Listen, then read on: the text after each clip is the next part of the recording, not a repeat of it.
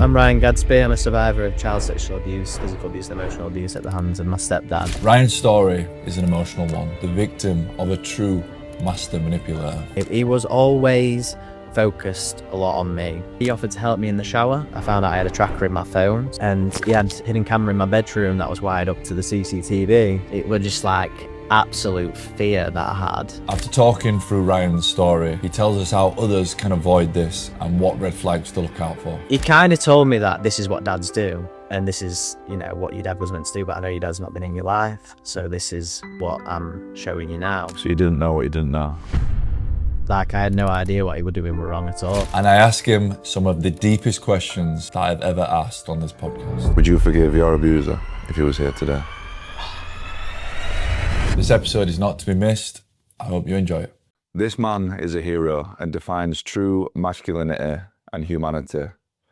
I can't even begin to imagine the strength it takes to talk so openly about it like he does. What a man. This is just 2 of 384 comments on the last podcast that we did together. 200,000 views, enough to fill Wembley Stadium twice. It's mental. That's a mad statistic, that, isn't it? So for those that didn't get a chance to listen or watch the first episode, we want to go over your story from the beginning. Yeah. Take me through it. This episode of the Tom's Talks podcast is proudly sponsored by Unthin, the hair growth company that's helping people feel more confident in their own skin. From supplements to topical product, Unthin is deeply rooted in the science behind helping people with a healthy hair and scalp. You can use the code TOM20, that's TOM20 for 20% off at the checkout. Thank you to Unthin for supporting honest conversations around mental health. Yeah, so I'm Ryan Gadsby. I'm a survivor of child sexual abuse, physical abuse and emotional abuse at the hands of my stepdad. Started when I was 8 years old. We met him through a local church. My mum had started going. I think my uncle were getting married, so they had to attend church so many times before the actual ceremony. I think that's like a thing you just have to do. And I think my mum found a sense of community within the church. My dad had not been around. My biological dad had not been around very much. We'd see him at Christmas, birthdays. Yeah, my biological dad is quite, we're like polar opposites, really. And he's a very man's man. He's like ex-military and you were on the doors. And then he's also, you know, had a bit of a dodgy side lifestyle to him. So I think not that we were forgotten. I think, yeah, he just had a lot going on. And I think he was fighting his own sort of demons as well. So, yeah, he just wanted our lives. And so, like I said, my mum found some community in this church, and it was like, it's an interesting thing I don't know if you've ever attended like a Church of England or... Yeah, not Church of England, my mum used to take us to church, but it was like the American style, like really loud and... Like probably Pentecostal. Lots of singing. Yeah, and it was kind of like that, but it was very much a family church, and like they had kids groups and kids were involved in service and that sort of thing, and the vicar was very theatric, and I remember they had puppets in the service and all this sort of thing. So I think my mum, yeah, she just thought it'd be a good space for us to go. And yeah, and then we met my stepdad there, and before he even spoke to my mum, you know, about dating or anything, or because I think he liked her apparently, he was talking to me and engaging with me. Like, it started off as small little smiles. Like, I remember once just turning around and he was just smiling at me. And as a kid, I did feel a bit like I've never felt like an adult have this type of attention towards me. But I just, if anything, I liked it because, like I say, male role models had not been a huge thing in my life. And so, like I said, these interactions went on, and I remember like another time he'd offered me like extra biscuits at the end of the service and extra juice and just stuff like that. I just really felt that presence, that he was making an effort to engage with me.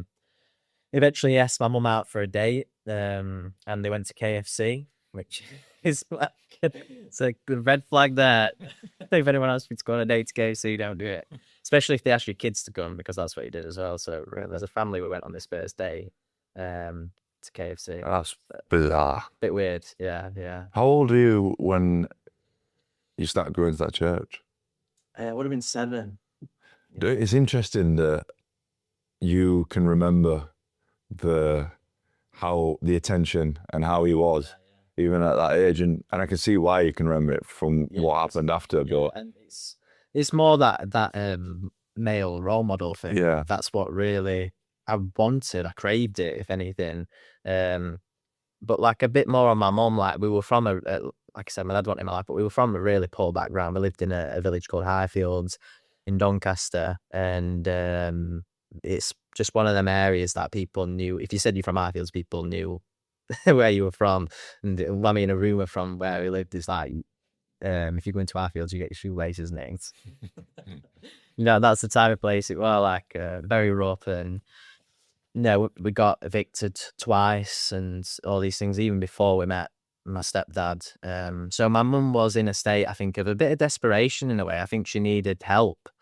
She had my nan and stuff. My granddad had passed away sadly like a few years before, but she had my nan and a bit of support there. But yeah, she didn't have anyone in her life like a partner for all that time. So yeah, when we got to that church, I feel like that community helped. But after their first date, back to that, they we'd go to his house sometimes on and off. And I remember the first time we ever went, like I remember it so vividly because of where we came from. It was a normal middle class house, but to me it was like a palace. Like our house was just like an absolute mess at the time. And we went there and he had like a little summer house in the garden that had a little like race car track, a little toy race car track. Big garage, and like he had like all sorts of activities, and like he had a little pool table and stuff, and inside he had a big TV. And yeah, we're all just impressed by it, and like and the thought that we could end up living there, which is what ended up happening, was like crazy to us, especially me and my sister Megan, which is my sister who lived with us. It was me, my mum, and my sister. And yeah, as their relationship began to grow, we got closer to him as well. And he was always focused a lot on me. And when we all reflect that now as a family, which we've tried to do sometimes, we see it now. But at the time, it was like my mum, she sort of, because I know a lot of questions from the last episode were about like my mum and what she thought at the time. And I know we'll probably touch on that later. But I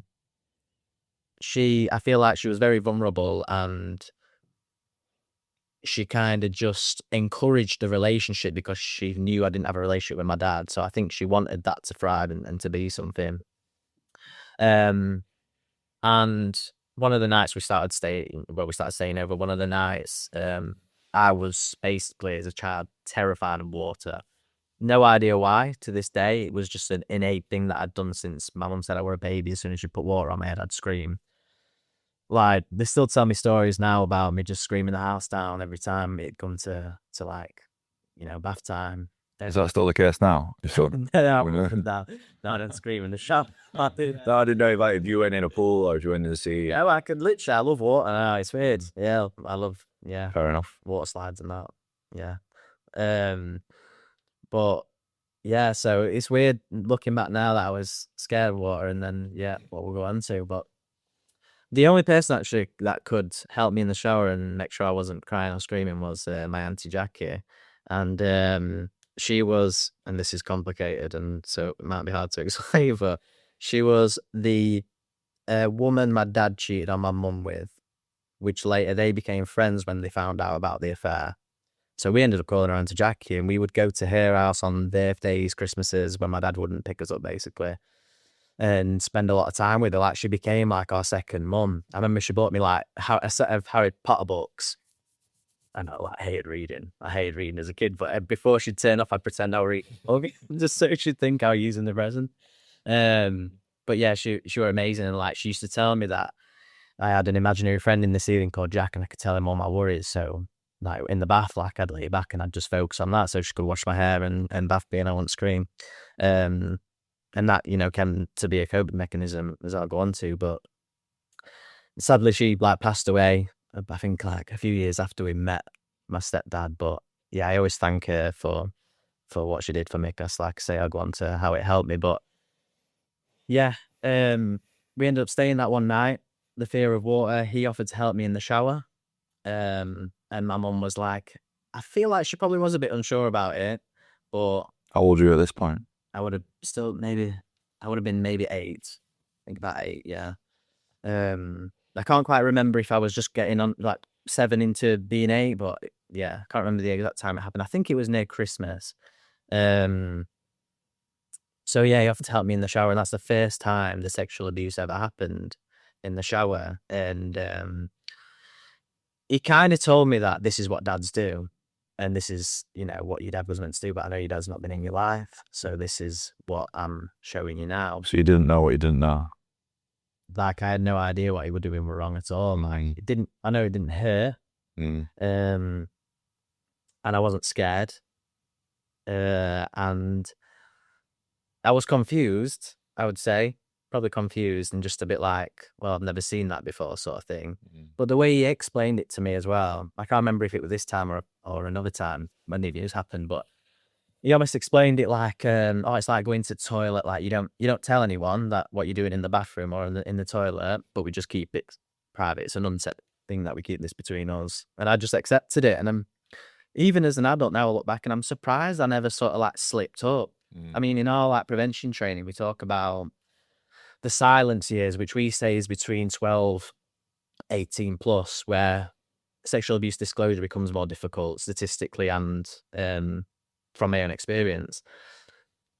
But before that, kids can slip up and say things like, oh, my uncle, you know, touched me here, or my uncle does this sometimes, and they tell it in a way by accident. And I'm still surprised I didn't do that. It was just I knew that I couldn't tell anyone, and he didn't have to enforce it all the time at the time. And I should say at the start, it wasn't aggressive. I would like say I wasn't scared. He didn't threaten me. It was all, I guess, reward based as we got into it. And like I say, the abuse happened then, and then next time we say it happened again in the shower, and then it became more frequent. We moved in. And then When you say abuse, is it stuff that he would have done to you or you would have done to him? so at this time at the start, it was what he'd do to me, and he would watch me and do stuff to himself. Really? So he would masturbate himself while he looked at me in the shower. And I understand that even for myself, it's hard to say that even now as I've got through it, to verbalize what the abuse is. And even in all the podcasts and work I've done, if you watch, I don't really verbalize the act, because even now, years on, the shame it brings is still there. But I think it is important, and I've done some videos that was meant to be in a documentary a couple of years back, and that's the only time I've got into it, and it was like, it is important. So I'm glad that you asked that, and it was, like I say at the start, he'd make me touch myself, and he would watch and touch himself. Yeah, and from that, it sort of became every day, and then he'd make me touch him sometimes. And he was just 8 years old. 8 years old.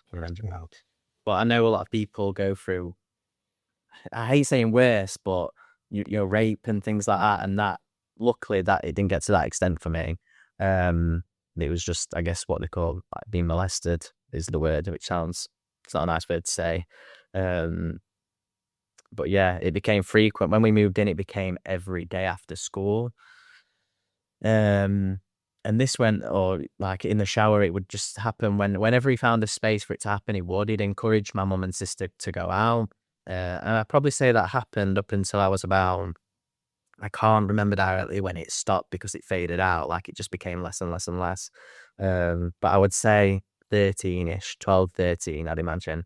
And then... sorry to interrupt, alright. what was the age?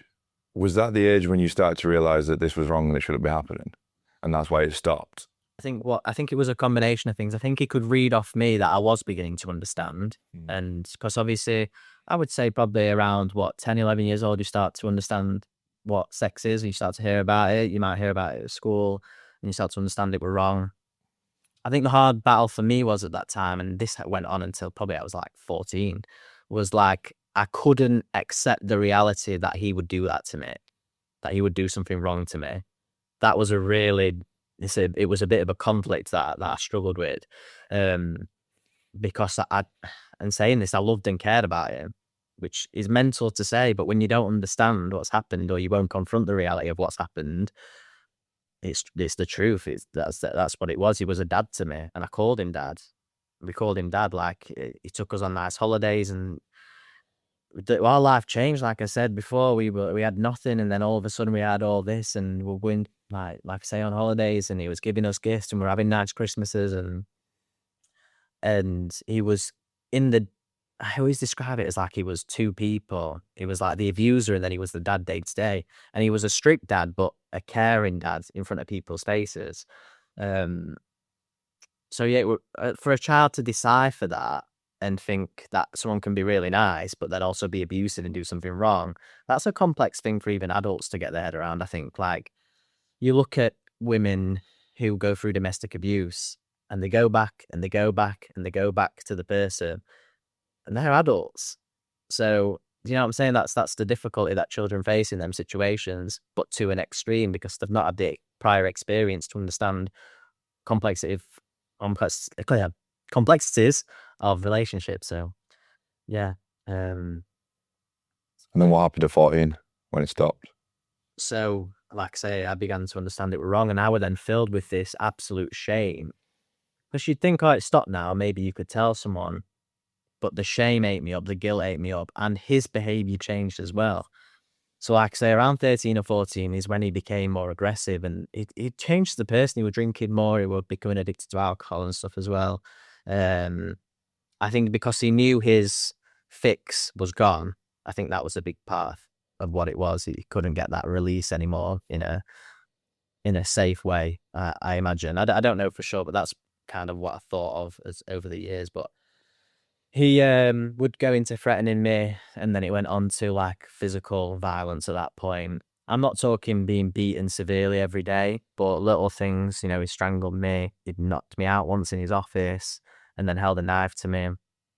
But like I say, we're one off, so that were confusing as well, because again, day to day, we're a nice, caring dad. But What led to him knocking you out or pulling a knife?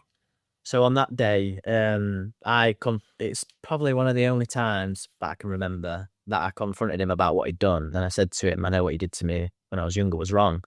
And that's when he lost it. And I can't, like, because of what happened, I can't remember the ins and outs of everything that happened. I just remember coming to and him holding a knife just here and saying, like, if you ever tell anyone, it's this easy, sort of thing. And yeah, that were like such a switch up, like I said, because moments later, we were sat eating tea with my mum and sister, smiling and laughing. So it's like, to process that as a kid, as a teenager, would just like, even now I can't get my head around. And when I came to speak out and all that stuff, which we'll get onto later on, even then I couldn't process how I felt towards him.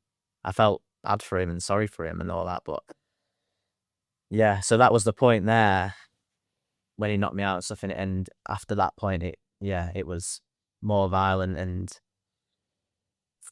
at that point, I was fearful because I saw a side to him where I thought he would do anything to stop me speaking out. Like, he would protect himself of everything. And I worried for my mum, I worried for my sister, because he would make threats about them sometimes. Is that what stopped you from speaking out? One of them. Yeah, one of them. And along with the shame and the guilt. And, you know, a big part of, like, I had a good friendship group at like high school, secondary school. But it was like a lads group, like, you know, we'd go and play football and you know, go and build dens in woods, and they were proper lads, like. So I could never get my head around them knowing about what had happened to me, because we know what it's like growing up in this country, like nonce jokes, and, you know, you got touched by your uncle and like jokes. I mean, I used to play on Xbox Live, and we like that's a war zone there, isn't it? Like, for exchanging insults. I remember one day someone had said to me something about, oh, you get touched by, I think it was your uncle or something like that, and then I was like, shit, like that hurts, like, because I know that part of that is true. I have been, you know, molested or abused, like. So that were a big thing for me. The point where I actually spoke out was until I was 16. And the roughest patch for me in that time was from like 14 to 16, or even 15, 16 maybe. And I was just severely depressed, like absolutely no idea what to do. he was at this point as well. I should mention he was very controlling. I started to date girls, and started getting into relationships with girls, and he was very very controlling about that. So if eventually I found out I had a tracker in my phone, so whenever I'd go out, he'd be tracking me. That came to light when I'd secretly met a girl down at Adwick Park, which is just a park near to us, and I'd not answered any texts or calls or anything from him. And then I was walking up the road, and then he pulled up beside me and just grabbed me and just threw me into the back of the car and started screaming at me. And I just was like, how does he know I'm here? There is no way he could know that I'm here. And then ended up finding out that, the phone I got, a little eBay phone that meant to look like... Do you remember the iPhone 5Cs? The different colours? It was like a fake version of one of them, I remember. And he'd got it off eBay, and maybe it had a tracker in it already, or he put one in or something, I don't know. But and he had a hidden camera in my bedroom that was wired up to the CCTV, so it was running all the time, so he could see what I was doing all the time. And he'd use a little app called TeamViewer, and he'd use my webcam on my computer to watch me. I remember being laid in bed one night, and I saw you have a little light on a webcam, it lit up, and I'm like, that only happens when someone's even got the camera open or you're on video for. So I'm thinking like I've been hacked, or my friends called me or whatever. So I remember I sort of crawled under and then clicked on my monitor to look and wiggled my mouse, and then I could just see my own face. And I was like, I'm in the camera, the camera's on. The camera app on your PC, it was on there. So I was like, what? So that happened a few times, and I thought, right, I think he's watching me somehow. Didn't know how it'd work. How old are you at this point? 13. Right. Maybe 13 or 14, around that time. I can't remember. Around them teenage years. And so I waited and waited, and then one day I thought, I'm going to run downstairs and see what he's doing when the camera comes on. So that's what I did, and I could see on his phone an app called TeamViewer. He was viewing my PC screen on his phone, so he could see my room on the camera app.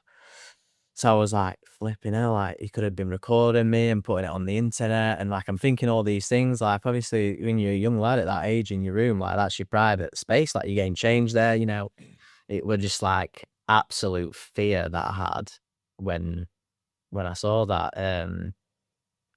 So this added to my depression and my anxiety and fears and feeling trapped like you're in prison. I felt like I couldn't go to anyone. It just felt terrifying and isolating, and it eventually came to the point where I'm like, my only option is to just end this, because I just can't put my own mind through this anymore. And I thought that could be the only way to protect my mum and sister as well, even though I knew that they'd obviously be heartbroken about what happened. It felt like the only option. I think this is what's so hard about suicide, and I know you talk about it a lot, but it's but the person in the midst of it thinks it's the only problem solver when they're in that space.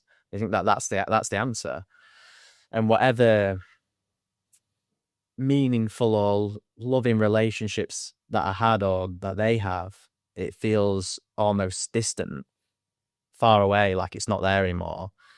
And you just got your eye on the thing that's going to fix it all. And that's the way that I thought about it. And so, I planned it. I thought, right, I'm going to write some suicide letters. I wrote it to my mum and my sister.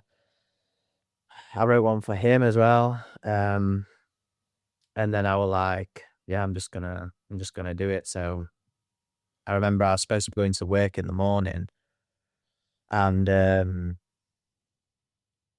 I got into the bathroom to go into the shower, but I was gonna take my own life in the bathroom that morning. And then just as I was about to do it, someone called me at the last minute, and I just ended up just telling them everything. And I don't know to this day why it happened. Who was the person that called you? It was my girlfriend at the time.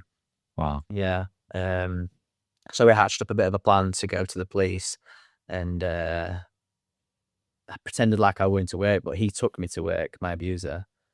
So it's like that last car journey where I'm almost trying not to break down and trying not to lose it. Could he sense that something was... I think he could tell. I think he could tell the whole day that something was... Yeah, I think he knew that he'd lost his grasp a little bit. And then I remember he was sort of screaming at me, like saying, like, "Do you keep acting depressed, or like, how you been acting like these last couple of days and weeks? Like, your mum's gonna get suspicious and all this sort of stuff." And this is a conversation I would have all the time because I was like depressed all the time. So we pull up to where I worked, McDonald's, and like I said, there was a police station next door.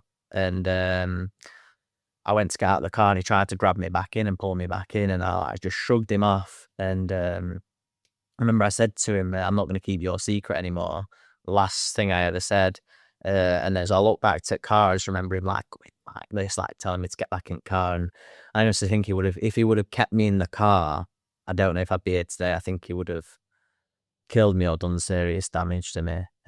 Just from like I say, I know how violent he was and how much it's like he didn't care towards the end. And I thought he's lost his fix now. And you watch them crime documentaries and stuff, and they get to a point where they just act erratic and they don't care. And I think it was at his breaking point, and such a unstable character. I thought he would have done that.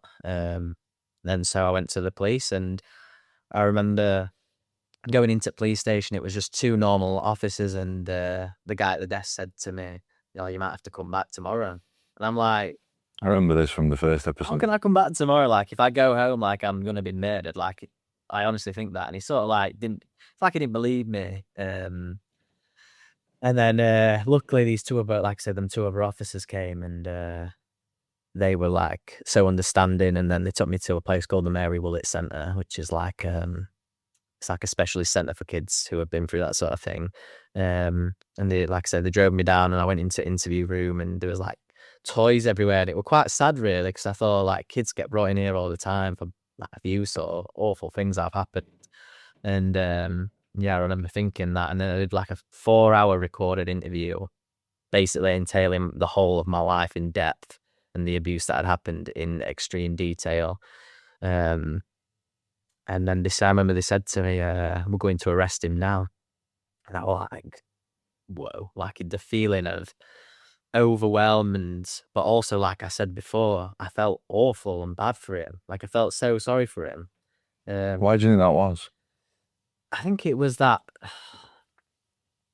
he'd formed that bond with me, and for me, however, through naivety and being young and not understanding, I thought he loved me and cared for me all that time. And it's hard to just push that off and say, "Oh, he's an abuser." So I think I genuinely had care for him.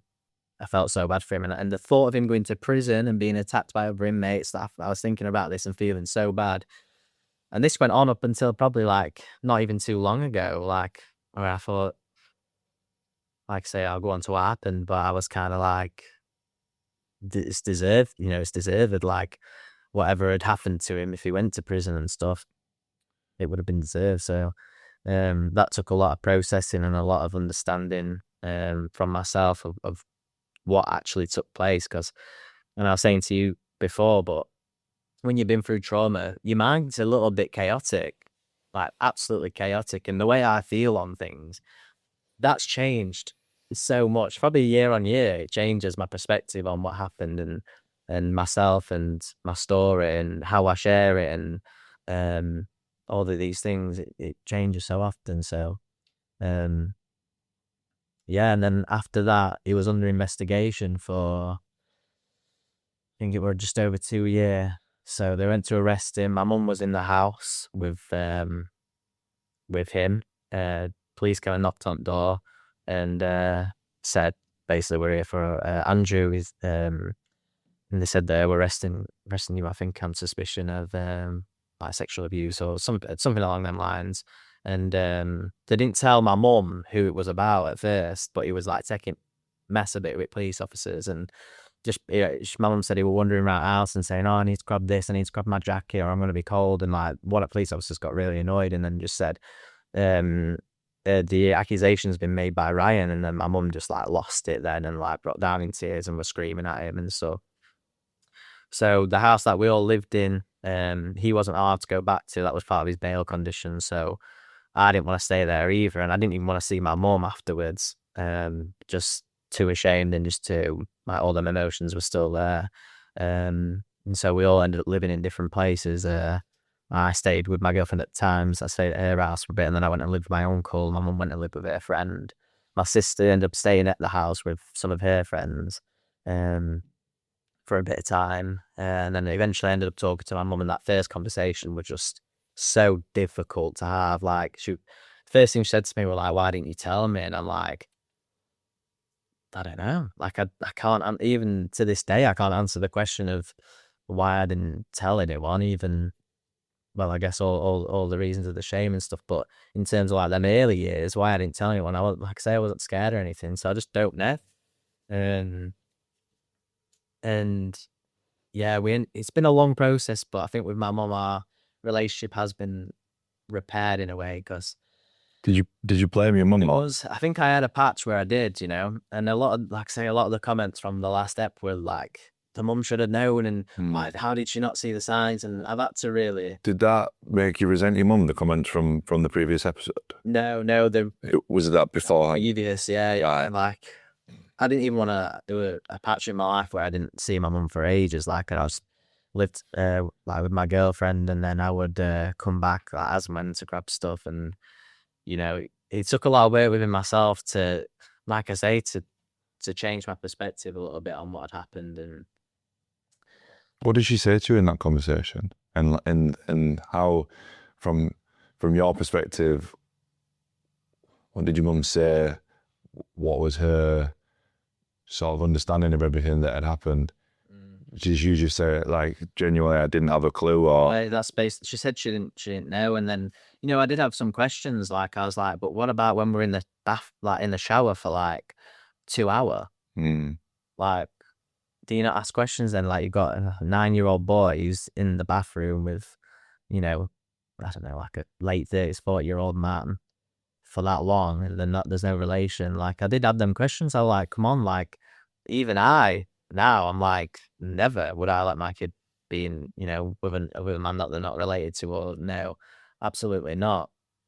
And I did ask those, and I think for my mum, the only thing I can say really, it is hard to have them conversations with her, but I just genuinely think she didn't have the education, understanding of what sexual abuse was, and that it actually happens in this type of way. And you got to think this were a different time. Like, this would have been like early 2010-ish. So, yeah, I think she just didn't have the education, like, growing up on those sorts of things. And that's the only thing I can say about it, really. It is still a bit of rocky ground, and I just have to have empathy for my mum, I think, or I'll never keep that relationship. And I think when you've been through a trauma that destroys a family, keeping all the relationships is a huge thing to do. And I think it takes work and effort and sacrifice, and part of that sacrifice is me letting go of them difficult thoughts and that difficult emotion relating to. And I'm not saying that I think that she knew anything, but I think her not seeing it is what I'm talking about. Her not seeing the signs, and maybe being a little bit in a whirlwind of the lifestyle, that lifestyle change. How did your stepdad treat your mum? He was the head of the house and controlled everything that happened in our house. Was he ever abusive to her? No. Or your sister? To my sister, I'd say emotionally abusive to my sister. In what way? What would that look like? And ugly, like, all Oh, really? the time. Yeah, really put her down. But I think where that came from is my and my sister's relationship were like that, and I think he was scared that I would go in, and you know what I mean. And he tried to come in between our relationship all the time and try and create arguments. And would your sister ever? Obviously, when everything came out and you spoke to your sister about it, what was your sister's whole perspective on everything? So she's younger or older than you? She's older, sorry. She's older than me by a year and a bit. So she did say, I remember when I was younger, she once said to me, and she's the only person that ever asked, actually, like, interestingly, she said, like, what happens when you went bathroom for ages with dad? Like, why is that? She asked me that, like, straight up, and I just explained it away. Like, oh yeah, he gets in the shower first, and I just, like, just go to the toilet or whatever, and then I get in the shower after. And I remember that conversation so clearly. That could have been an out for me, but I still didn't tell anyone. That just shows the power of that grooming process that he did. But Yeah, my sister's the only one who sort of got a nod to anything in that time. And afterwards, she sort of said to me, like, I knew it was like weird. I knew there was something weird, but I just I was young. Did she like your stepdad? No, and it's a weird dynamic because I think Ever? well, Did she ever did she have a relationship with him or like him or? surface level, but she hated him at the same time. Like it was just awful to her, and like I say, that control, like it was just stupid stuff. Like she was never allowed a boyfriend as well, and like obviously it's just a natural part of growing up, and she never understood why. But he kind of made it fair so that no one would suspect anything with me. Why is Ryan not allowed a girlfriend, but Megan's got a boyfriend, sort of thing. So that's how he did it, but. Our family dynamic was so strange because we were still going to church and we were still religious, and we had a wide community of people that were in our lives. Like we went to youth groups and stuff, and those are usually things where abuse comes out because when kids have got more connections to different like institutions or whatever, they've got school, youth work, church and stuff. The more people they have in their life, statistically, the more likely they are to disclose abuse and stuff. So. Yeah, it's a weird one, but I know of 2 other paedophiles that he was convicted paedophiles that he was friends with. So it was almost like, and I don't think this, but it almost seems as though that church is a little bit odd, that there were so many, convicted and unconvicted paedophiles that were there. And now my sister she was groomed by someone from that church and in that community. She wasn't sexually abused, but groomed up until 16, and then the person ended up having, sex with her when she turned 16. So, yeah, there was a lot of dodgy stuff in that community. Now, when I look back and think, like, was something going on, wasn't it? But I can't say for sure that they all knew each other were doing what they were doing. But yeah, you mentioned earlier about you had reflection moments or sessions with your family. I can imagine that was a difficult one to navigate. Oh, massively, yeah. Like even just bringing it up is a tough one, and sometimes like when you're having a laugh with family and you're talking about family memories and stuff, it's almost like a moment, like when we realize the elephant in the room sort of thing. But when we, sit down and talk about it seriously, it just, for me, it just feels very inside. It's very it is difficult. What were their opinion on the episode? Did they watch it? I think they watched. Yeah, I think they watched it. I think my mum watches them.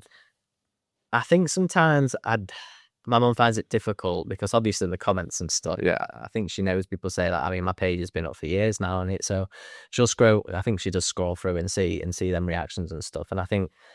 Within herself, she feels guilt. She definitely feels guilt for what happened, and like I say, like holding on to them relationships is so important for me now, and I just have to.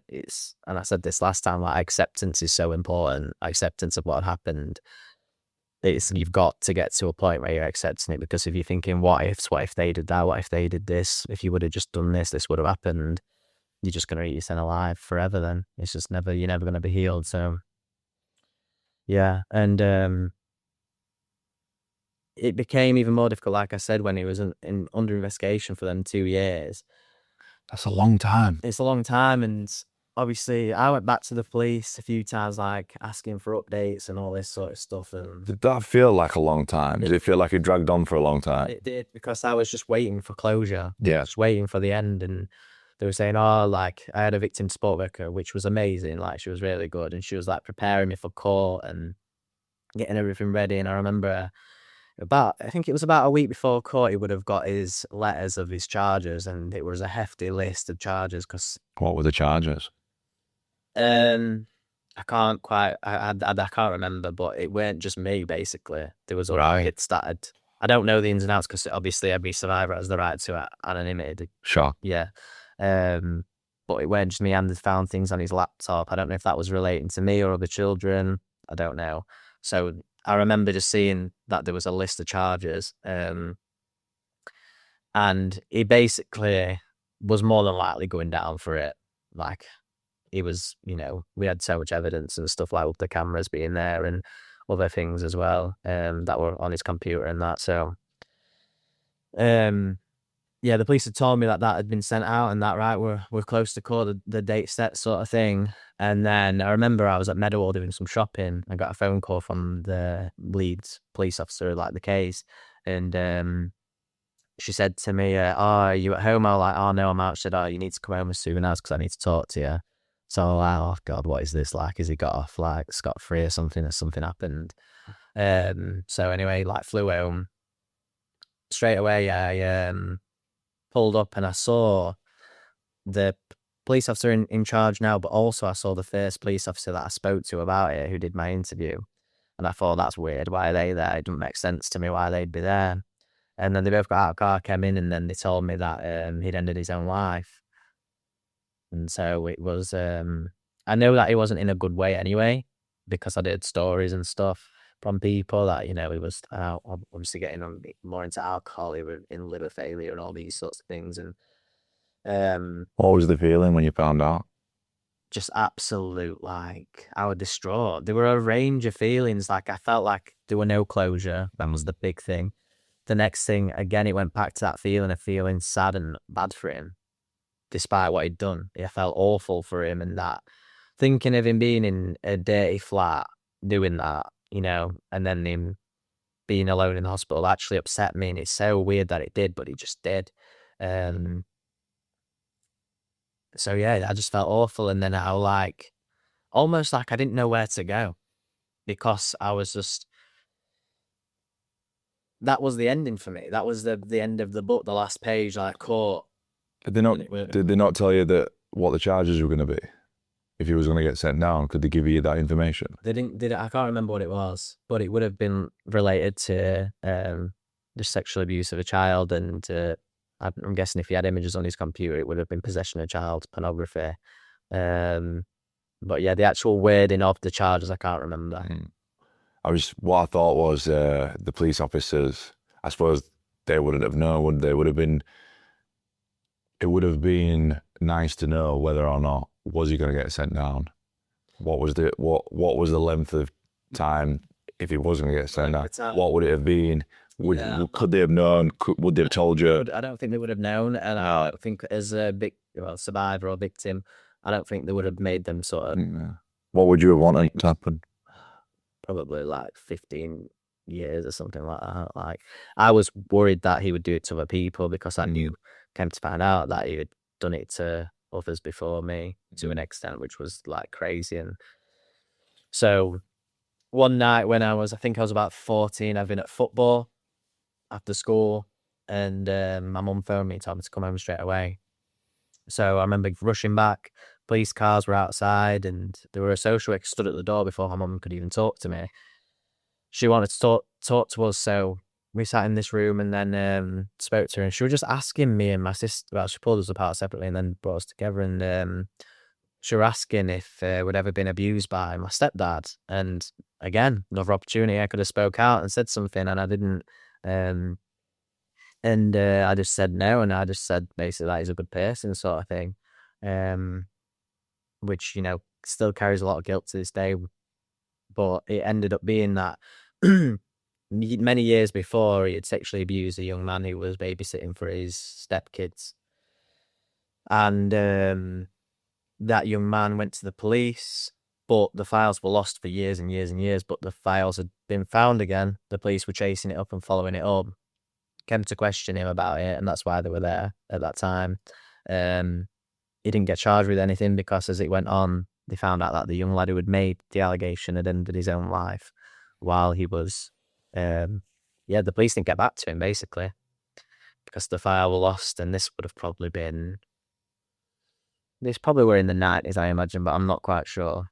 We just got told it was in a previous life, sort of thing. I didn't know the years and stuff, but a long time before the abuse happened, but I'm not sure when he actually took his life either. So, horrible, awful. And that I still think about with what I'm doing today. I kind of see it as like doing it for him as well, because his voice were never heard. And that's why I tell the story, and I say every survivor has the right to anonymity, and of course they do, and he still does. That's why I wouldn't mention his name or his family or anything like that. But yeah, it's sad as well, because I always think that could have been me, and it could have kept going, and then it would have been someone else whose life he ruined, and it came that close really, because I don't know if, if that day I wouldn't have got that call, it would have been the same story, wouldn't it? So yeah, it's a hard thing to think about, but This is a really sensitive question, so please tell me to do one if you don't want to answer it. no, But you mentioned about you'd wrote a suicide letter yeah. for your mum and for him. But what were the different? What did you say to him? I struggle to remember like word for word. I was in a state of just absolute, like, I remember writing it, I was just literally like shaking, crying, and the contents of what I said to him, I can't quite remember. It were quite vengeful, and I was upset and angry towards him. And then with my mum, I'd written, I can't remember if I'd said directly or if I'd hinted at what would the cause of my suicide would have been. So like basically told her what had happened in a way and sort of hinted at it. But yeah, for him, I can't remember. I just remember it was vengeful. I can't remember exactly what I put in it, but yeah, it was a weird time, because when you're in that space, I just genuinely thought this was it. And so I can't, unless you've been in that situation, which I'm sure some viewers may have been, you're not thinking straight at all like you'd expect. And it was almost, I went in psychosis or anything like that, but it was chaos and manic mania to me, that when I think back to that period, and there has been points in my life that it's felt like that again. But yeah, I'm not quite sure what exactly we're in it. You mentioned this on the last conversation that we had. You had almost some empathy for him, and you were trying to understand why he was like that, why he made those decisions, and why he chose to do what he did. And I know you briefly touched on the upbringing that he'd had and the things that he'd been through. What were the things that he'd been through, and why did he do what he did? Yeah, so he had told me and mentioned to my mum as well a few times that he was abused by his own dad. And his sort of justification, I think, in his mind for what he did to me was kind of like, well, it's nothing compared to what my dad did to me. And that's when he would say that to me. Some of the things would be about his dad beating him and sexually abusing him and that sort of thing. And so when I come round to think why he did what he did, obviously we know sometimes people who have been sexually abused in childhood do go on sexually abuse children, or go on to abuse their partner, or act abusive in some way to other people. And that's it's a statistic that we look at. I'm not quite sure on the accuracy of it, but obviously there's a true case study there with him, my stepdad.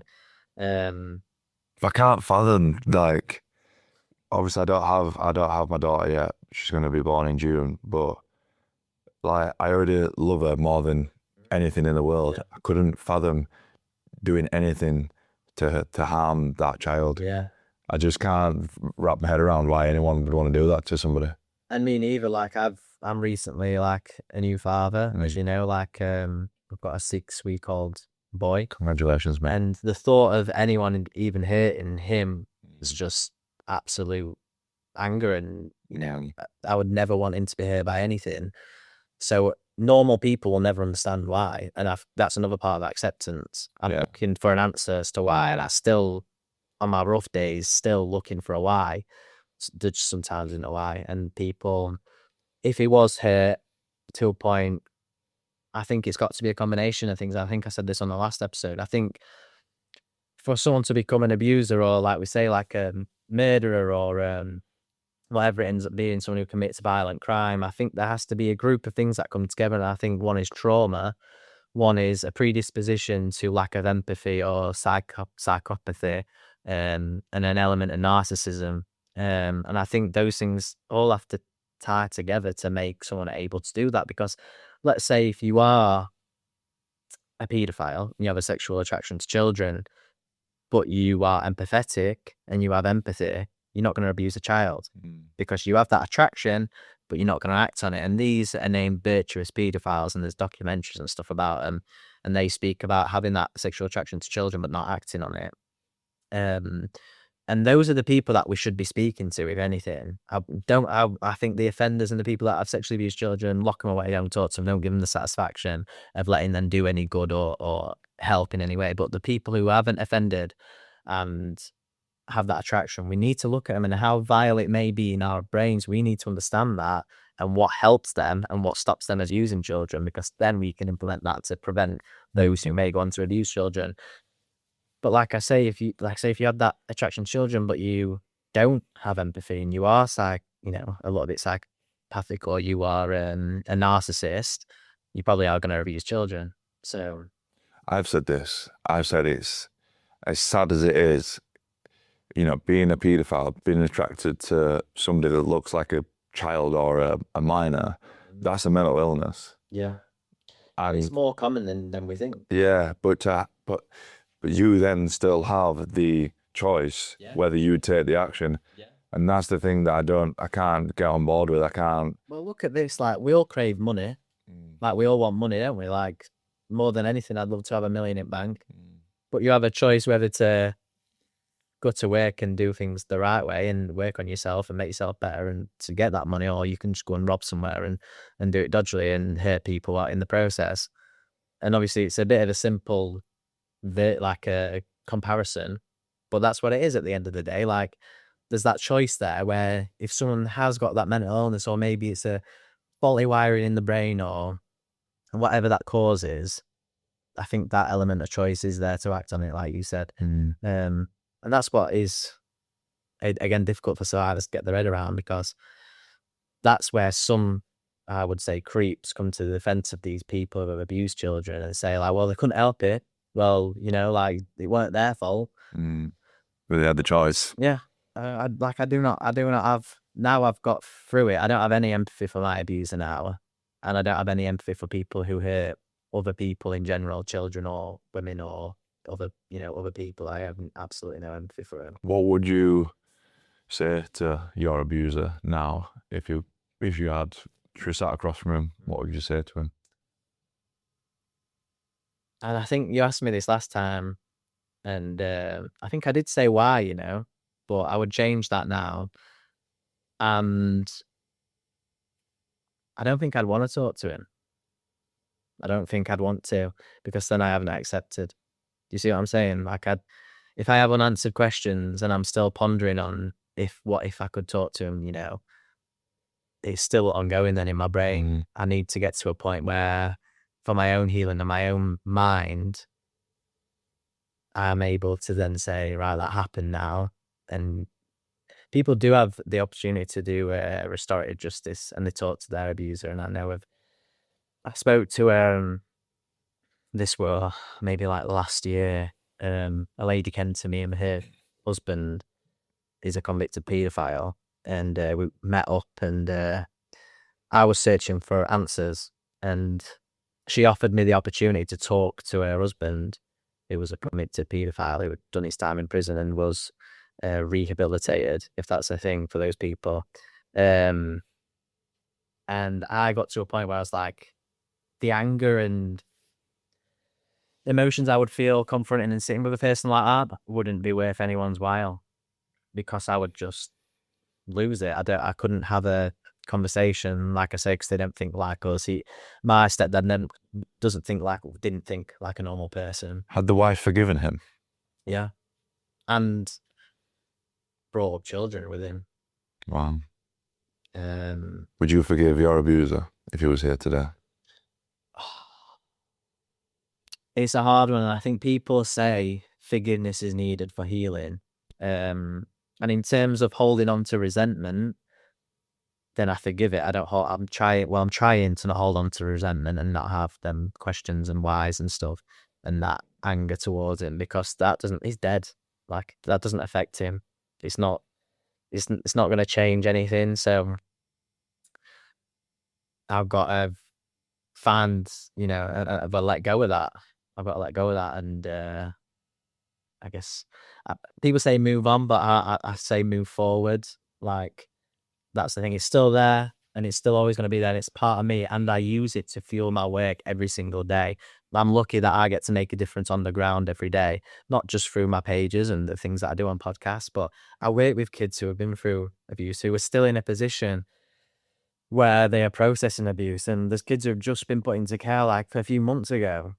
You know what I mean? So I get to have a direct impact on their life. If I'm carrying things, I'm no use to them kids, and I'm not making any difference. So the best thing, the thing that I try and do now, and it is different from last year, and I would say I'm a different person from this conversation last year.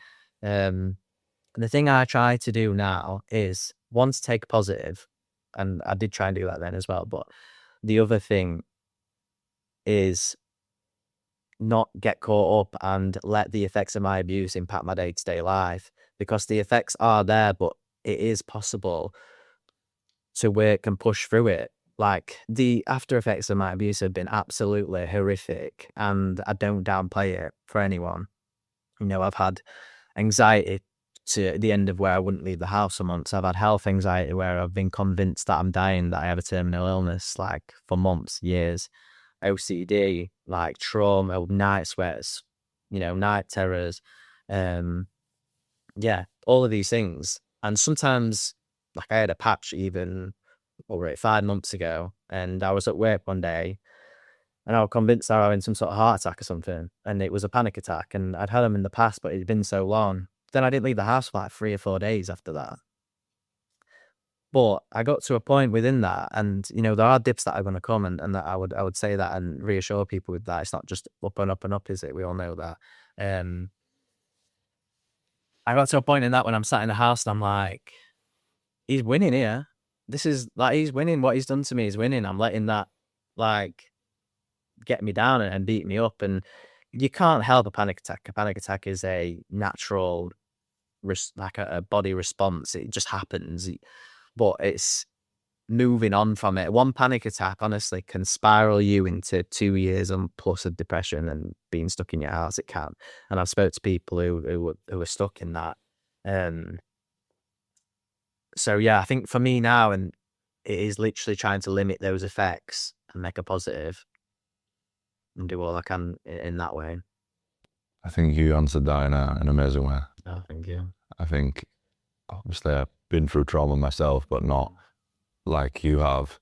But equally, I've had things that have been done against me, and, you know, it takes real strength to move through that, and it takes real strength to, I think the best way to say it is that, you know, either forget or forgive, or do the best that you can with the hand that you've been dealt.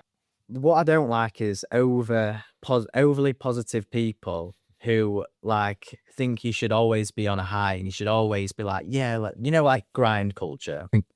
Like, I think it has a place, but I also think you've got to sometimes say it is shit, but we're still going to do it. And I'm still going to go to work tomorrow, and I'm still going to try my best. And some days trying your best, even for me, is getting out of bed, making my bed and looking after my family. And not, you know what I mean? That's it. But other days, my best is, you know what I mean, going out training and running miles and then coming home, cleaning the house, going to work, smashing a day at work and progressing in life and that sort of thing. And what you said is, like, just taking a positive from that and not, just letting those things weigh you down, I think is massively important. And I'm so grateful for the people that I have in my life. Like, my mum now is, like, so supportive. Like, she's, everything I do now, she literally shares it. And even those them comments that come up about her, she still shares it to all her friends and tells people about what I'm doing and the work I'm doing, despite any backlash she'll get, which is, like, absolutely amazing to me. Elodie's, like, my partner. I think you cannot undervalue a good partner for, you know, someone who's been through trauma, and a stable partner. It's the best life decision you'll ever make. 100%, yeah. And it'll change your trajectory. Like, I noticed from my ex-partner who I was with for 7 years and, you know, was with me through my trauma and stuff. And I don't like to slay people, so I'm not going to do that. But what I'll say is how she didn't support me. I could see the difference when I had someone who did support me. And I think when you've been through trauma, if you feel like someone is judging you for what you've been through, you've got to get out of there or confront it head on, because you just can't live like that. And I've dealt with other people as well who were around at the time who thought, who were friends with Andrew, my stepdad, and believed that I wasn't telling the truth and stuff. And you've got to cut them people out. That's straight up what you've got to do. And like I say, you've got to hold on to relationships. But if people are treating you in a way that is unsupportive, questioning the validity of your trauma, then that's when you cut ties, I think, because the amount of years I've spent on that has been like I say, I was with my ex for 7 years, well, 6-7 years. And the amount of progress I could have made with someone who supported me compared to what I did I think would have been completely different. I mean, I wouldn't have had such a rough patch in that time. So What are the things that families can look out for? The things that didn't happen that could happen? yeah. So the number one thing that I say is if someone is, and it's a hard balance because sometimes this can be absolute innocent behavior and someone wanting to connect with your child and spend time with your child. But I would say if someone is making reoccurring and frequent attempts to be alone with your child, making a consistent effort and is interested in being alone with your child, like I say, often, that is a huge red flag because it's nice to have quality time with family members and kids and stuff. And I don't know, if it's a grandparent, it's understandable. But it gets to a point where someone, like I say, sacrificing their free time to spend time with your child, and it's just, you've got to look into it. But with other red flags, you've got to kind of look at it as a puzzle piece, and this is how we describe it in our training. And obviously within schools and stuff, we call it professional curiosity, but it's about asking children questions about their life and allowing them space to safely open up and talk about things that might be sensitive and conversations that you wouldn't have out in the open. But look for their responses to things, ask them their opinions on certain family members and watch for their responses and see what it's like. Another thing is overly sexualized behaviors or jokes. So if a child is making jokes about sex and they're 7 years old, then you need to have a look at that. Because I made some sexual jokes when I was young, and I would make sexual jokes with him about things that I shouldn't know about. So I would say that is a massive red flag. Any sort of bathroom sharing, obviously a red flag, I think, unless it's a parent and it's actual bath time. But I always say open door policy until a kid can shower or bath themselves. Open door policy, just keep the bathroom door open. There's no harm in that. And then it protects everyone in the house at that point. Just closed doors, I think, are so damaging. And that's where I got onto peer-on-peer abuse as well. We talk about that in our training. And What do you mean by that? so like children abusing children. Right. And that's where open door policy is important as well, because if you've got kids hanging around in their bedrooms, maybe if they've come over or having a sleepover after school, just keep the door open, because peer-on-peer abuse is so common and happens all the time and is so damaging, just as damaging as when an adult abuses them. Other signs is look for signs of grooming, which are if a child is coming home with extra, if they're getting presents all the time off someone, if they're getting gifts all the time, maybe they show up with a new watch and you're like, it's your kid, and you're like, where's that come from? That can outline other things like county lines or other things as well. So you've just got to be aware. Being present is so important as a parent when you're trying to spot these things, because day-to-day life is so busy, as we all know, and something that could be a little bit of a hint, you could be saving your child like from immense trauma in the future. So I think those are sort of the ones that would come to mind straight away as signs. Changing a child's behavior as well, some change that can be positive or negative as well. It could be that they shut down now, or it could be that all of a sudden they're happy and they're boosted up. Just watch them small changes in behavior. I think for me, one thing that I'm going to be very, very, very on top of is constant communication with my child. And I think something that me and Amy do really well, and I think that's why we have such a close bond and a great relationship, is that we're very good at communicating with each other. Yeah. And I think, to be fair, with most relationships, whether it's with a partner, with a friend, or with a colleague, where the relationship breaks down is a lack of communication or poor communication. And I think for me, it's just Same thing, yeah. Having to be a child. having that with my child. It's the number one thing I get when people ask me what would you do to prevent abuse in our house or whatever. We call it like safe person time at school, because I've implemented it at our school. And it is a time every week where a child is met with a safe adult, and it can be your whole family together. And you talk about topics that are difficult to talk about. You might have some prompts. It might be what's healthy in an adult and child relationship, what's unhealthy. Talk through that with each other at an age appropriate level. It might be a little storybook, and there are ones out there that exist that talk through like healthy and unhealthy behaviors in relationships at an age appropriate level for kids of all ages. Like there's so many resources out there. Like NSPCC Pants campaign is a huge one. Like that's for young kids to understand, where adults should be touching you, when they should be touching you, and why. And just having those frequent, recurring, trusting spaces where you're vulnerable as well with your child, and they can be vulnerable, no judgment, and allowing like kids to express things and you're not condemning it. And what I mean by that is if they've messed up with something, and obviously I work with kids who behavioral issues and stuff, so this is how I approach it.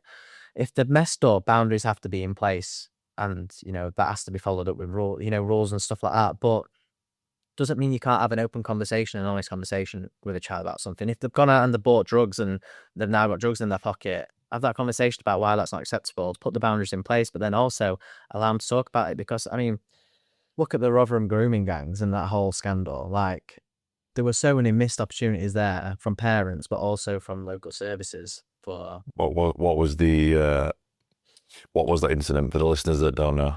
So across the UK, there were a huge scandal where basically young teenage girls, and even younger than teenage girls, were being groomed and given alcohol, drugs, and sexually assaulted by men in gangs. In like, the areas predominantly were Rotherham, Telford, Rochdale, and there were some others as well. Like this was a national thing that happened.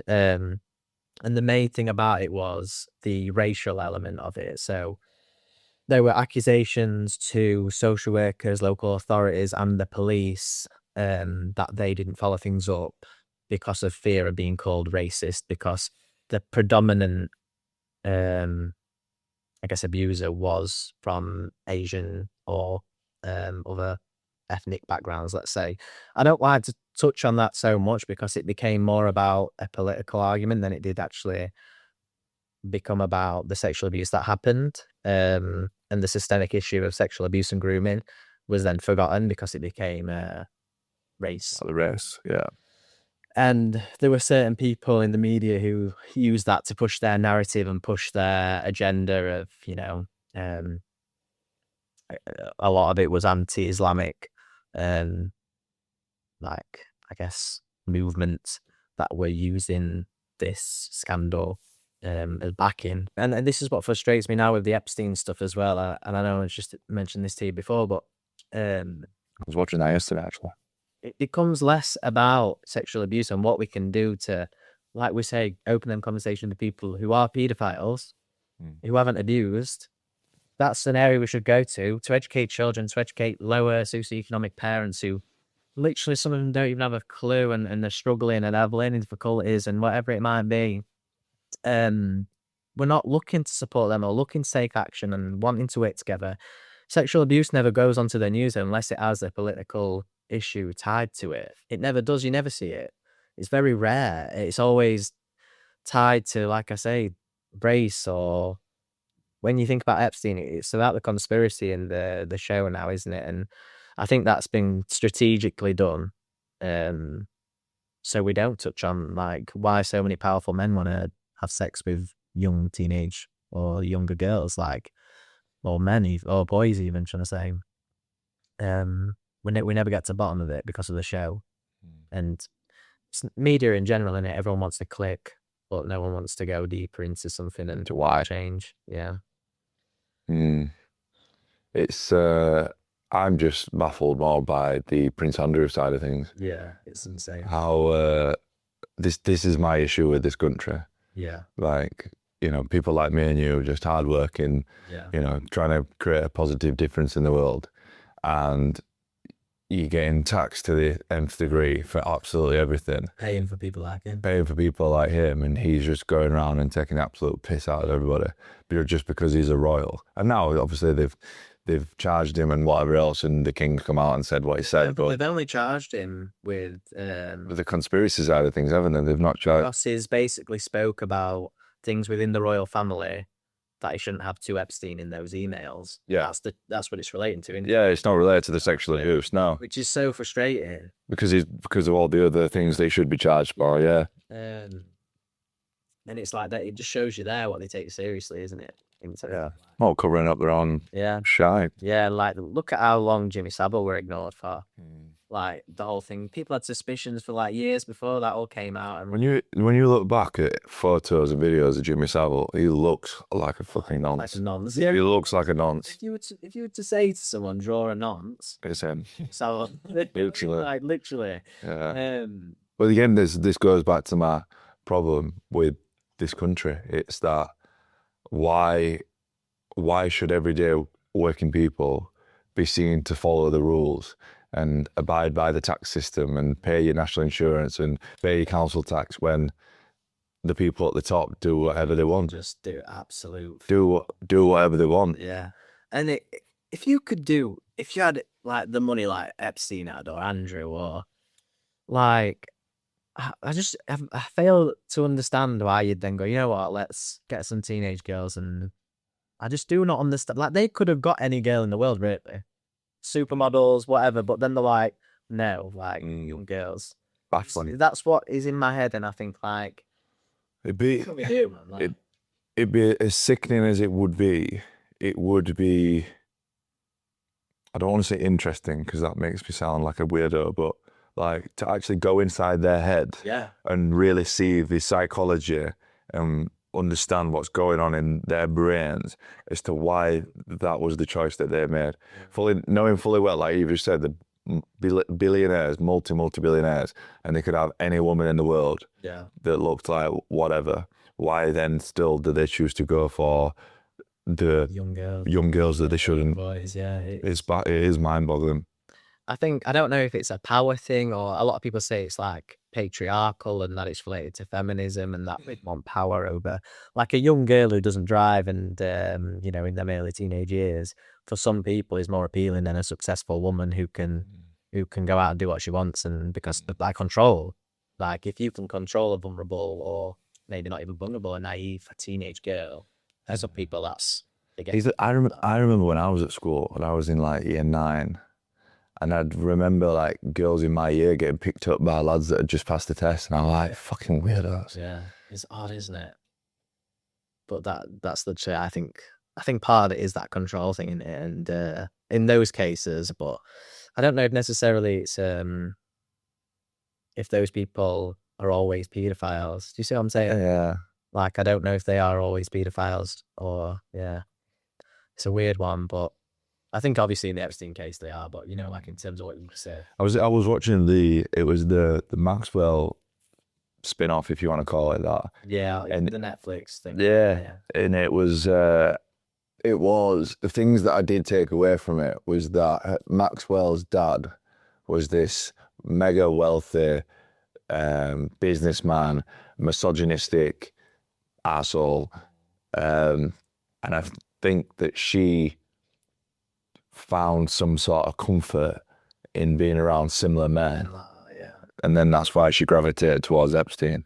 Yeah, that could have been true. I think some of the characters in there, Maxwell, when you see her in interviews, I think she's quite deranged anyway. I think she's quite an oddball. And I think some celebrity children you see are a bit, well, you want a celebrity but you're rich. Some of them are very, even though she's had quite a luxurious upbringing, I imagine. Did he get murdered or something? The dad? Yeah. I can't remember. No, sorry, I do remember. He was on his yacht and they never found him. That was it. Yeah, they was on his yacht and they never found him. Well, there's a lot of stuff like that. So look at, I don't know if you know what happened to Virginia Roberts Giuffre, Go on, remind me. Prince Andrew's, one of Prince Andrew's victims and Epstein's victims. She was in a car crash, and then she was recovering, and then she ended up ending her own life. But her family have questioned the validity of she ended her own life or not. It comes back to Epstein, and obviously he ended his own life in prison apparently, and it does make you sort of wonder. Just a quick one. Most of you watching this episode aren't yet subscribed. So if you want your weekly motivation from some incredible guests, then make sure to hit the subscribe button and turn your notifications on. If there's one person listening to this right now that hasn't told anyone yet, what do they need to hear? I think we speaking out, I think it's always better to speak out to, even if it's one person. And I think Perry Power, which is an actor, like a activist similar to me, who's a survivor as well, he says at first you've got to break the silence to yourself. And that is what I did when I realised that my stepdad wasn't such a good person and that he was sexually abusing me and all those things. And I think that's the first step to being able to speak about what's happened to you. Break the silence to yourself. Try and see it objectively for what happened and not take your own personal emotions out of it, but try and observe them. Do you know what I'm saying? And then, yeah, just try your best, but don't even put pressure on yourself as well about telling others. You'll find your time. And like I say, once you began to process it, but I would say do make the effort, because this is a thing as well that I think people think that if they do if they just try and move on and push forward, then they're going to be all right. But then the physical impact of the trauma will get you. It's like the book, The Body Keeps the Score. There is a physical element to trauma that'll impact you as your life goes on if you don't process it and address it. And it'll impact your relationships too. And I've seen that myself. Like, hurt people is a famous saying, isn't it? And it's so true. And if you are not processing things and going through what's happened, you're never ever gonna be at comfort with yourself, and you will go on to hurt others for sure. Whether that looks like you might not go on to abuse others, but you might be toxic in relationships. You might be insecure. You might have lack of trust. That'll impact your partner. That'll impact people around you. So silence is not good for you at all. And I would encourage in your own time to find that place to speak out. And to do with the shame and the guilt, luckily we are becoming a society that is more exposed to these things. And I think we are, as a society, getting better at recognizing and opening conversations around abuse. I mean, look at how many people do what I do, like Jeremy Indica, Perry Power, they're like Colin Torres did it before. So many activists now who talk openly about sexual abuse. Looking at people in the comments from the previous episode. Like I said to you, people aren't searching for Ryan Gadsby on YouTube to get 200,000 views. They're searching for child sexual abuse experiences, and that's what they've just found. It's a huge, widespread issue, and you won't be alone. And once you talk about it as well, people around you will come to you and talk about their experiences, and it creates honestly, the amount of people where they see what I'm doing online, or they know me and they know my story, they confide in me with stuff that's happened to them. I've had that. People I've been friends with for life have come to me and said, this has happened to me when I was younger. People I work with will open up to me about something that's happened to them, abuse that happened when they were younger. So it makes you feel less alone, and I'd recommend it to anyone. I'd never recommend silence and trying to push forward. It's even the silence, or when you're struggling with your mental health. Yeah. Just, again, communication. That's it, communication. It's getting that weight off your chest. It is, yeah. And like I say, keeping things in does not help. And that's where grind culture sometimes. What do you mean by grind culture, sorry? So, people who say that no matter what's going on in your mind, you should still get down and graft, and you should still show up every single day. Oh, sorry, I understand. Yeah, you see what I mean? Yeah. Like I said, that can be useful, but it has to come with a balance of self-care and, like you say, open communication with others and vulnerability, because you can say that you're all out and stuff, but deep down, like, everyone knows what and you feel things inside. Everyone does, don't they? So yeah, that's the masculinity piece for me, what it means to be a man. And I was doing a workshop with some students in Durham the other day, and I was saying, for me, being a man, there's two sides to it. There's one that means you show up and you put the work in and you be the person that you said you were going to be, and you do the things that you said you were going to do, and you support your family. But equally being a man means, being vulnerable. It is a weak to speak. Yeah. It's listening to your body and listening to the people around you. Yeah. Because you can't pour from an empty cup. No.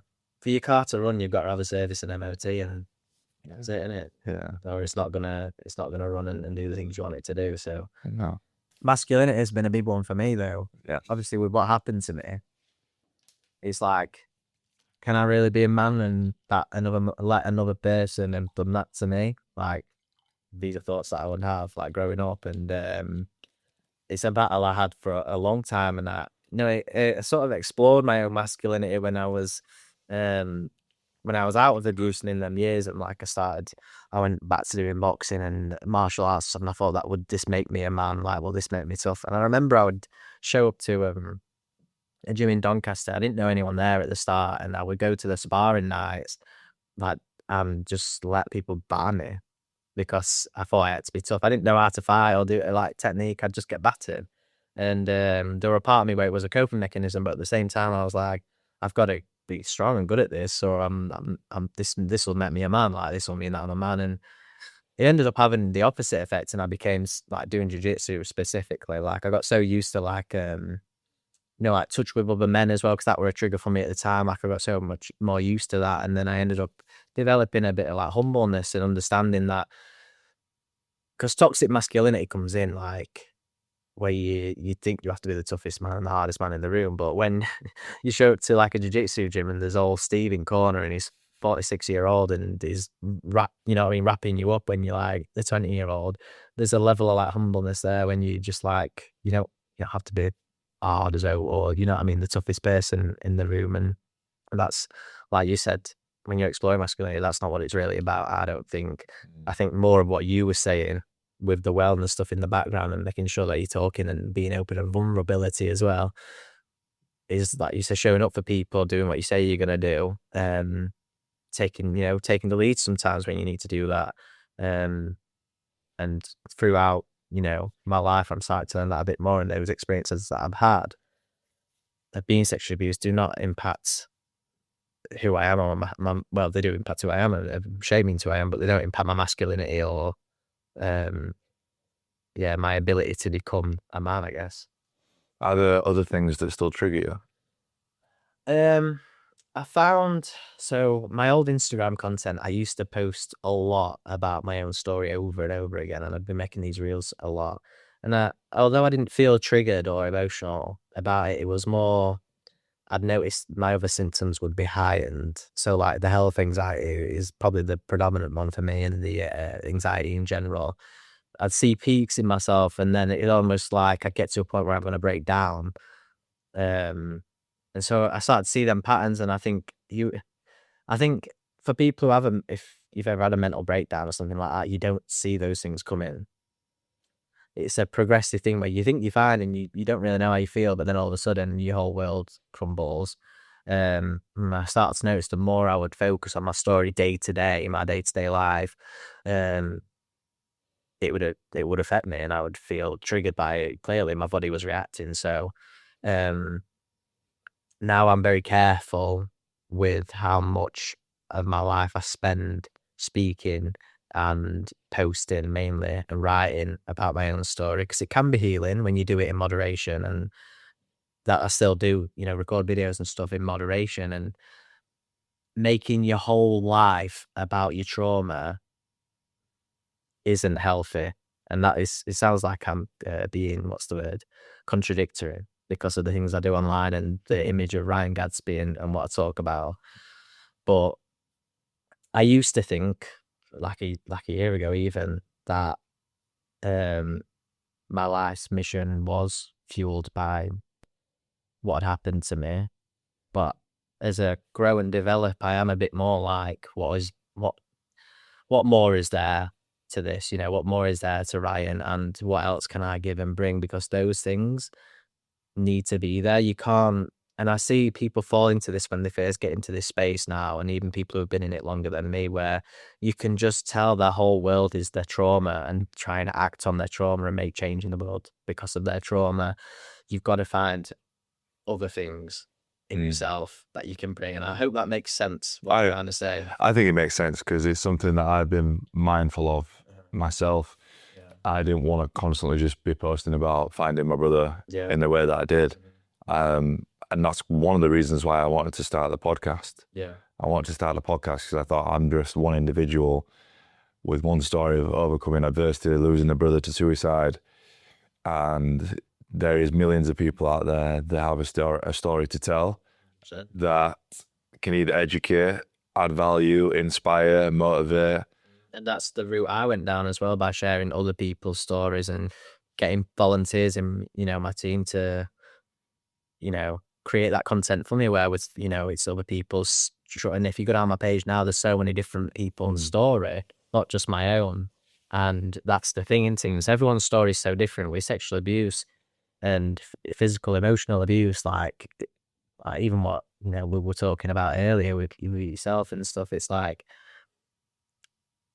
if you can relate to someone whose story is similar to yours, it does make a difference for people when they're in a low point. And I used to search for it, and I used to search even when I was in with my abuser. Like, I used to go to the library, and I'd be like, men who have been sexually abused, like, and then try and look for someone who was, youngish, like in their 20s or something, talking about it. I could never find it, but now I know, rest assured, if someone like me does that, they'll find Ryan Gadsby on. I can't imagine the amount of messages that you've had since you started doing the work. Absolute, like, stories that people have told me. It's heartbreaking, but it opens your eyes so much, and I am grateful for it. And I do look after myself now, and I'm careful with what I read, but I am so grateful that I get this insight that other people don't.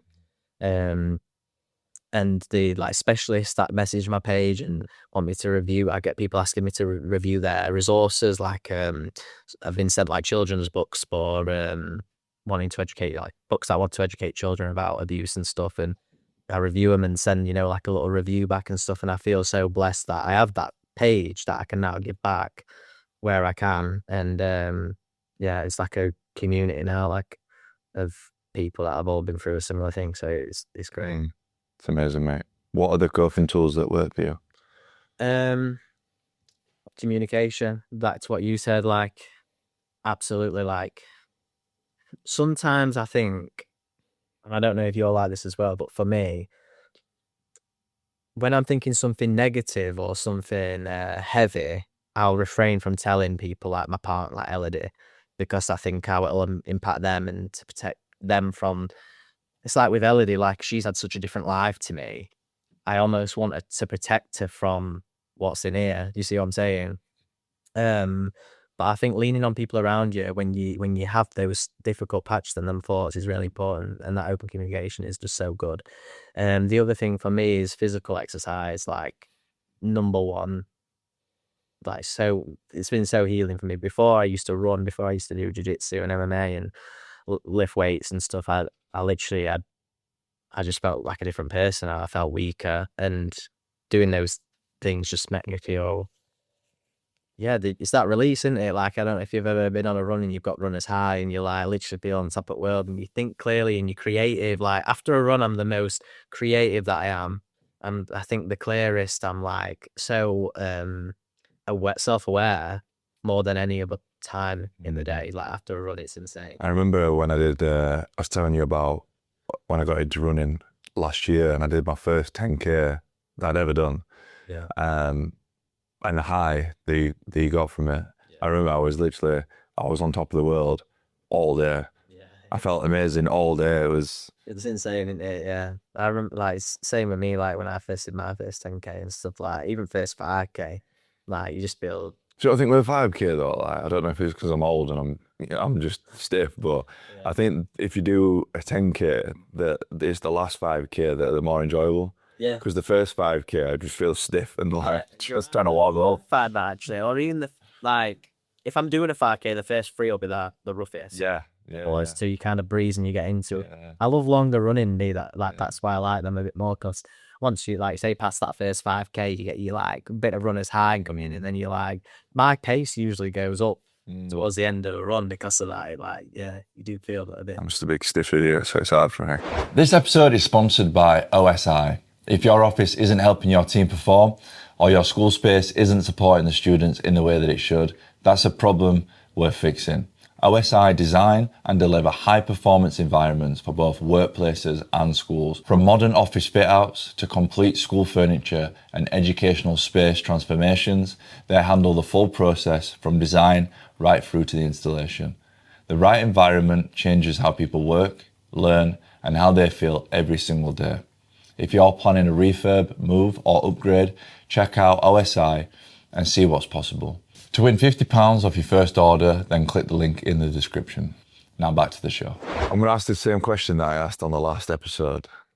If you could go back to 8-year-old Ryan and you realised that you'd been sexually abused for the first time, what would you say to him now that your mindset has changed?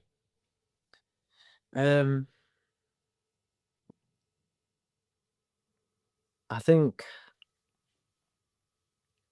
it is a hard one, because it's like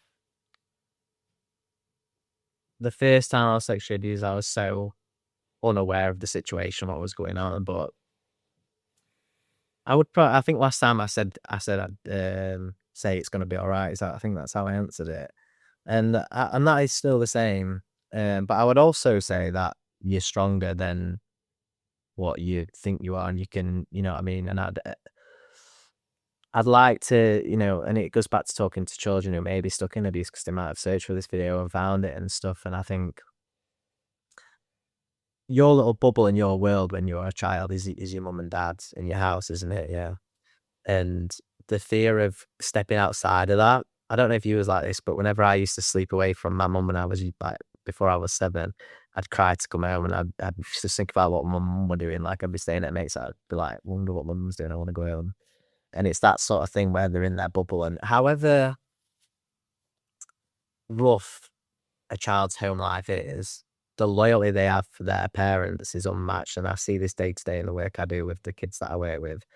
There are kids that have been, their parents done awful things to them and treated them awfully and neglected them and gave them rough lives. If you ask them about their mum or their dad who have done that, they will talk about, some of them, not all of them, will talk about them like they are the greatest people on the earth. And they create a bit of I think it's called a cognitive distortion, and create a bit of a lie to themselves about what the reality is to survive. So I think in where I'm getting at with that is I would have liked to give myself some wisdom, but it's like it may not have even worked. And that's the difficulty in the work I'm doing today, when I'm trying to equip children with this with the skills and tools to, you know, if abuse ever happened to them, so that they could, you know, talk about it and find ways to communicate it. And it's a difficult task. And I always say within my training, like, none of this may work, but I'm giving you like the activities and stuff that I suggest to people to help children speak out about abuse. Might not work, but something's better than nothing. In one day, you might get that child who comes out and says, this happened to me. And one in your whole career is better than none. So yeah, I think I've kind of done a long-winded answer, but I think if I could try and give some of that wisdom to myself when I was younger and educate myself, then I would have done. And that's what fuels my mission now, to do that for other kids. And like supporting children who have been through trauma as well, like, is a huge part of my life now. And I think it's often poeticized, and I think people go into a job like mine and they think that they're going to be the rescuer and save kids, and then poor kids who have been beaten and are going to like think you're amazing and stuff. When it's not like that. And it's not even like that for if you enter a relationship with someone who's been through a lot of trauma. It's rough, and there are going to be patches. And the amount of times I get told to fuck off in a day at work, couldn't even tell you. Because these kids is just, their understandings of relationships is chaos, fear, danger, and they don't know how they work. So I think if people are, getting into them positions, and if they are a teacher in a mainstream, which is a little less educated on these sorts of kids and kids like me that have been through trauma, I think it's so important to like have patience and understanding and empathy for them kids, and they're not always going to be thankful, and you've got to play the long game and be accepting that it's not going to be some poetic ending. Where a really good representation of this to an extent other than the ending is Instant Family. Have you ever seen that film with Mark Wahlberg? Yeah. The rocky patches they have with them kids, where they're sort of like they're giving them love, they're giving them everything, and there's a point in the film where they're having a conversation and they're like, we're doing everything for them, like they've got a nice home, we're giving them food every night, they're so ungrateful. I hear people talk like that at work, and sometimes, and all of our staff are amazing, but everyone has their their days, and you've really got to self-reflect and then think about where they are in their life and their understanding and experiences, and how that's led to their expression towards you as as their teacher or another adult. Because a lot of the times kids see team kid and team adult, and that's why it's so difficult to get them to talk as well. But yeah, I'm rambling, but No, that's perfect. It's perfect. Is there anything now, after everything that's happened, that you're still scared to talk about?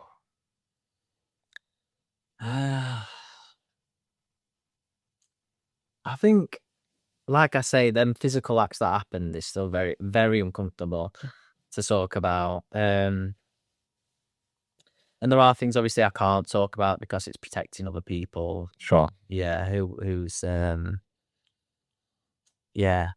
children. But other than that, I'm happy to talk through it.